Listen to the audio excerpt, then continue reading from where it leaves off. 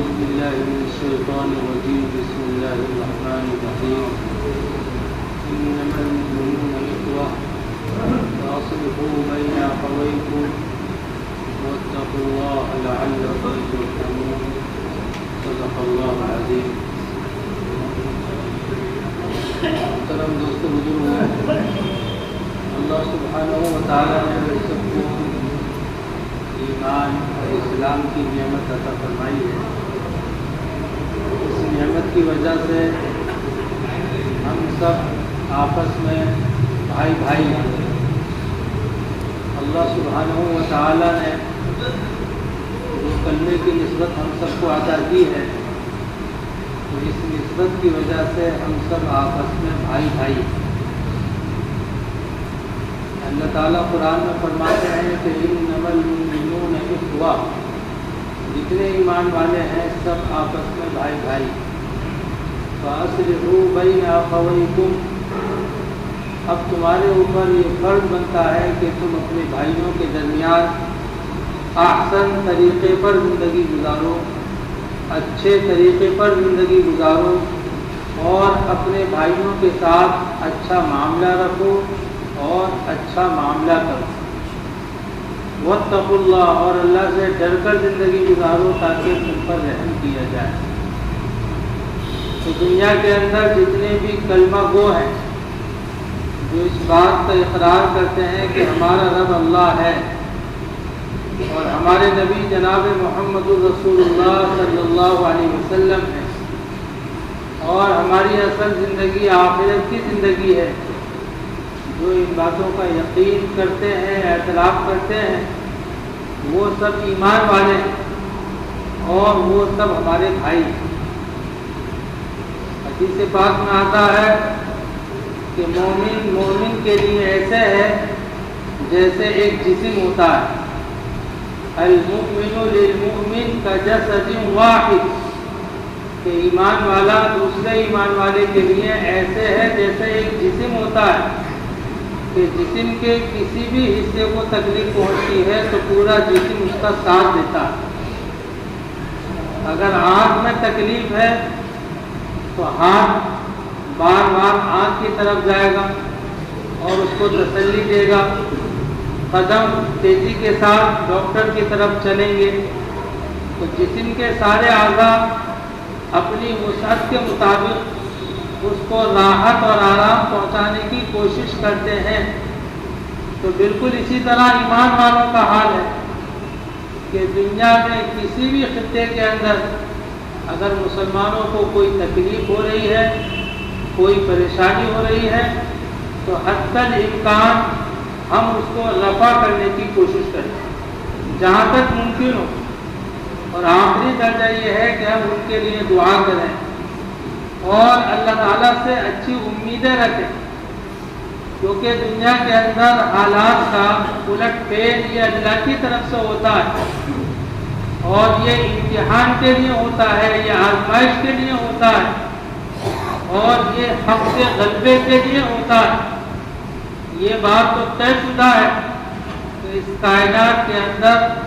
جو برحق دین ہے وہ صرف وہ دین ہے جو جناب محمد رسول اللہ صلی اللہ علیہ وسلم لائے. اور روز اول سے کچھ لوگ اس دین کے مخالف رہے ہیں اور اس کے دشمن رہے ہیں اور قیامت تک ان کی یہ دشمنی باقی رہے گی. اس کو اللہ تعالیٰ نے خود قرآن میں فرمایا لَتَجِدَنَّ أَشَدَّ النَّاسِ عَدَاوَةً لِلَّذِينَ آمَنُوا الْيَهُودَ وَالَّذِينَ أَشْرَكُوا وَلَتَجِدَنَّ أَقْرَبَهُم مَّوَدَّةً لِلَّذِينَ آمَنُوا الَّذِينَ قَالُوا إِنَّا نَصَارَىٰ. یہ نبی آپ ضرور پائیں گے، دیکھیں گے کہ اسلام اور مسلمانوں سے سب سے زیادہ دشمنی کرنے والے یہود ہوں گے اور مشرک ہوں گے. اور یہ دشمنی ان کی روز اول سے ہے اور تاکید کے ساتھ اللہ تعالیٰ نے یہ جملہ استعمال کیا کہ یہ دشمنی باقی رہے اور ہر وقت ان کی چاہت یہ ہوگی، ان کی منشا یہ ہوگی کہ کسی طرح سے دین برحق کو کہ اس دنیا سے ختم کر دیا جائے، لیکن ایسا ہرگز ممکن نہیں ہے۔ بہت کوششیں ہوئی اور ہوتی رہیں گی، لیکن جب ایمان والے اپنے ایمان پر پختہ رہیں گے اور ایمان والے اپنے ایمان پر جمے رہیں گے اور ایمان والے ایمان کی محنت میں لگے رہیں گے تو اللہ سبحانہ و تعالیٰ ان کو غلبہ عطا فرمائے گا، ان کی مدد فرمائے گا۔ اللہ تعالیٰ نے قرآن کے اندر وعدہ کیا ہے، اِنَّا لَنَنصُرُ رُسُلَنَا وَالَّذِينَ آمَنُوا فِي الْحَيَاةِ الدُّنْيَا وَيَوْمَ يَقُومُ الْأَشْهَادُ، ہم ضرور اپنے رسولوں کی بھی مدد کریں گے اور ایمان والوں کی بھی مدد کریں گے، دنیا کی زندگی میں بھی، اور جس دن آخرت میں اللہ کے سامنے پیشی ہوگی اس دن بھی ہم ان کو بہترین بدلہ عطا فرمائیں۔ تو اللہ سبحانہ و تعالی اصل اس کائنات کے خالق اور مالک ہیں، اصل بادشاہت اللہ کی ہے۔ اس اللہ نے اس دین اسلام کو پسند کر لیا ہے اور اس دین اسلام کو مکمل کر دیا ہے، اس کو پھونکوں سے اور زبانوں سے بجھایا نہیں جا سکتا۔ کوشش لوگوں کی رہی، اللہ تعالیٰ فرماتے ہیں قد بدت البغضاء من افواہہم، کہ ان کے منہوں سے دشمنی ظاہر ہوتی ہے، ان کے چہروں سے اسلام کی دشمنی ظاہر ہوتی ہے، وما تخفی صدورہم اکبر، اور ان کے سینوں میں جو دشمنیاں چھپی ہوئی وہ اس سے بھی زیادہ بڑی ہوئی۔ هو الذی ارسل رسولہ بالہدی ودین الحق لیظہرہ علی الدین کلہ ولو کرہ المشرکون۔ اللہ سبحانہ و تعالیٰ اس دین کو مکمل کرتے رہیں گے، اس دین کو کا اتمام کرتے رہیں گے، اگرچہ مشرکوں کو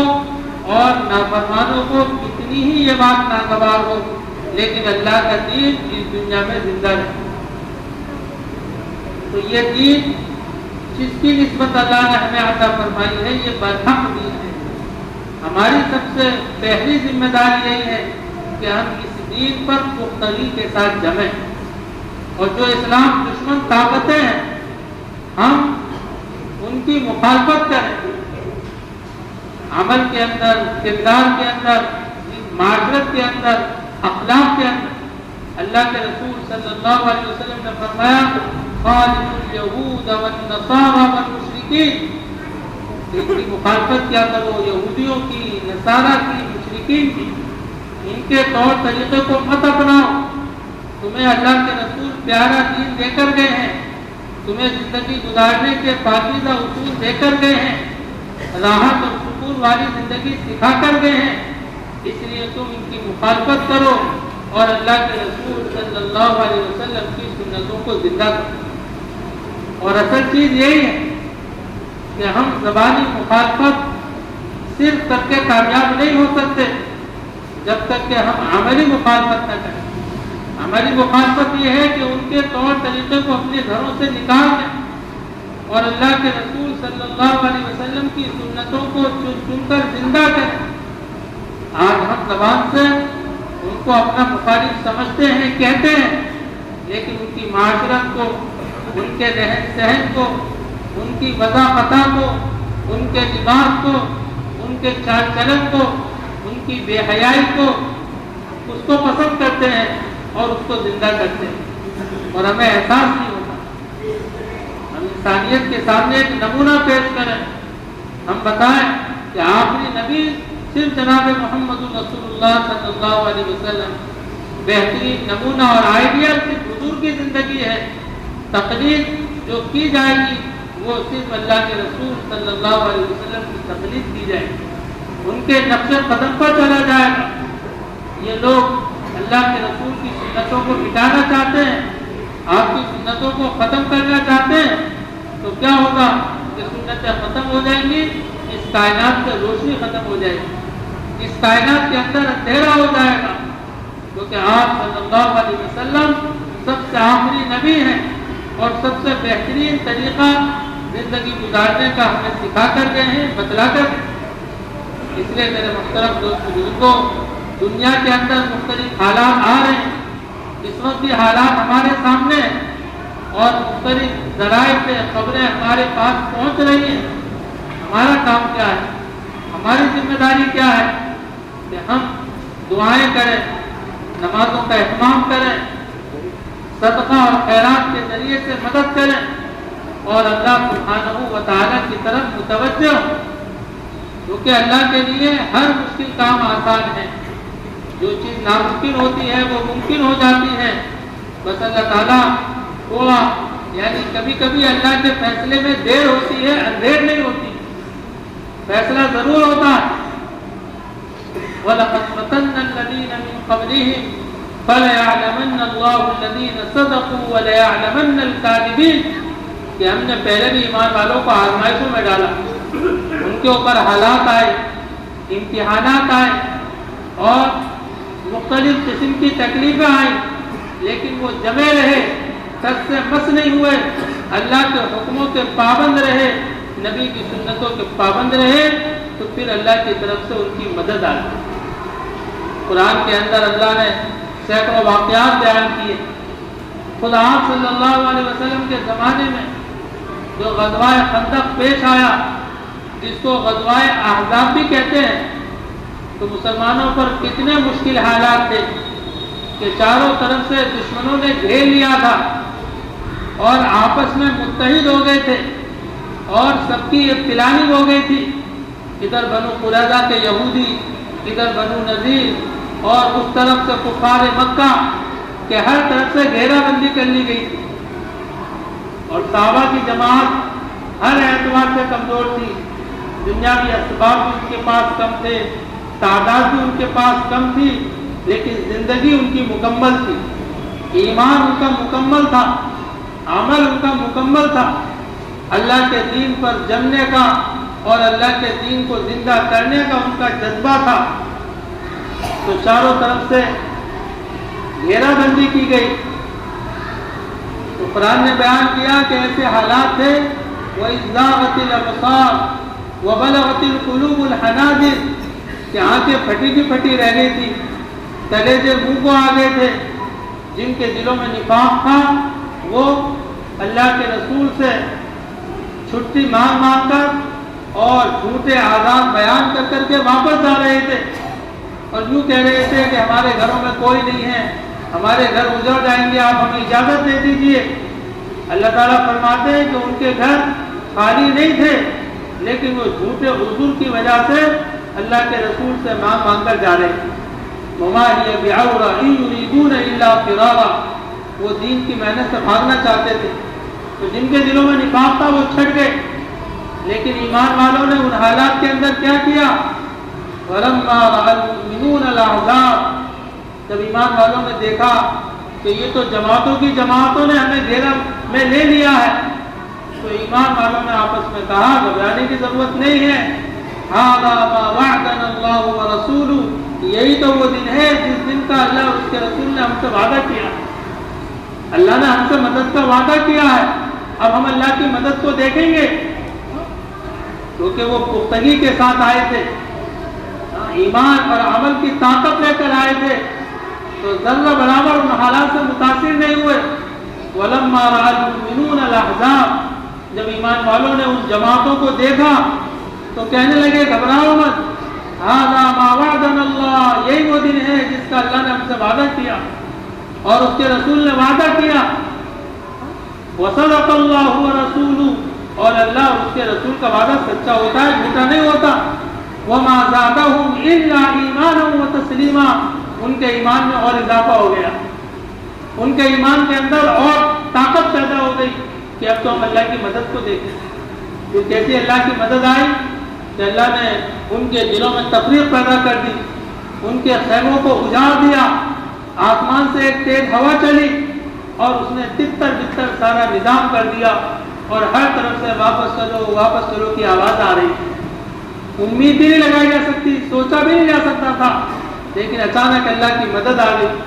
اللہ نے ان کو ان کے قلعوں سے نیچے لا کر پھینک دیا اور ایمان اور مسلمانوں کو اللہ تعالیٰ نے ان کا بادشاہ بنایا، ان کا مالک بنایا۔ لیکن یہ سب نمونے کب ہوئے؟ جب انہوں نے اپنی زندگیوں کو ایمان اور عمل سے آراستہ کیا۔ اس لیے میرے محترم دوست بزرگوں، آج ہمارا معاشرہ، آج ہمارا سماج، آج ہمارا ماحول، آج ہماری جمعیت، آج ہماری جماعتیں، آج ہماری قومیں وہ بالکل دینی اعتبار سے تتر بتر ہو چکی ہے۔ صرف چند رسمی چیزوں کا نام دین سمجھ لیا ہے، باقی ہر کام کے اندر غیروں کے طریقے ہمیں پسند ہیں اور ان سے ہم ہٹنے کو تیار نہیں ہیں، ان کے ہم پابند ہو گئے۔ ایسا ان چیزوں کے اندر جگہ نہیں ہے کہ اس سے نکلنے کو ہم تیار نہیں، اور جب تک یہ حالات رہیں گے تو پھر اللہ کی مدد اور نصرت بھی ہم سے روٹھی رہے گی۔ ہم واپس آئیں اپنے دین کی طرف، ہم واپس آئیں اپنے ایمان اور عمل کی طرف، ہم واپس آئیں اللہ کے رسول کی سنتوں کی طرف، اور غیروں کے طریقوں کو چن چن کر اپنے گھروں سے نکالیں، ہر لائن سے، چاہے وہ لباس ہو، چاہے وہ گھروں کی معاشرت ہو، چاہے وہ شادی بیاہ ہو، چاہے ہمارا یعنی آپس میں ملنا جلنا ہو، بازاروں کے اندر چلنا پھرنا ہو، چاہے ہماری تجارت ہو، چاہے ہمارے معاملات ہوں، چاہے ہمارا لین دین ہو، ہماری ملازمت ہو، کہ ہر چیز کے اندر ہم دین کو اختیار کریں اور دین کو زندہ کریں، تو پھر اللہ سبحانہ و تعالیٰ اپنی مدد ضرور کرے۔ اللہ تعالیٰ ہم سب کو عمل کی توفیق عطا فرمائے۔